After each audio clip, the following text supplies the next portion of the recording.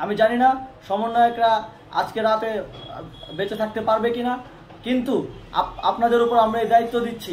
আপনারা সবাই নিজ দায়িত্বে ঢাকায় আসবেন আগামীকাল, এবং পরশু পরিস্থিতি বিবেচনা করে পরশু গণভবনের দিকে 4 দিক থেকে আমরা রওনা হব।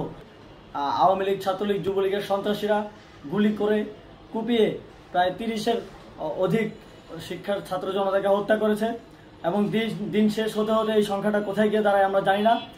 এরই প্রেক্ষিতে আমরা একটি সিদ্ধান্ত নিয়েছি, আমাদের একটি জরুরি সিদ্ধান্ত মোতাবেক আমাদের যে 6 তারিখের যেই লং মার্চ টু ঢাকা কর্মসূচি ছিল সেটাকে আমরা একদিন এগিয়ে নিয়ে এসেছি, অর্থাৎ আগামীকাল 5ই অগস্ট সারা দেশের মুক্তিকামী জনতাকে ঢাকার উদ্দেশ্যে রওনা হওয়ার জন্য আমরা আহ্বান জানাচ্ছি।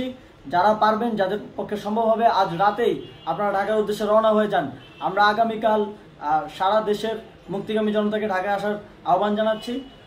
বিশেষ করে ঢাকার আশেপাশে যে জেলাগুলো আছে, আপনারা দায়িত্ব নিয়ে মসজিদের মাইকে ঘোষণা দিয়ে যাদেরকে পাবেন সবাইকে নিয়ে ঢাকার উদ্দেশ্যে রওনা হন।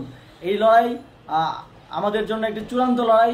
আমরা চূড়ান্ত ঘোষণার জন্য প্রস্তুত, আমরা গণভবনের দিকে যাত্রার জন্য প্রস্তুত, এবং সেই উদ্দেশ্যেই আপনারা সবাই ঢাকা আসুন।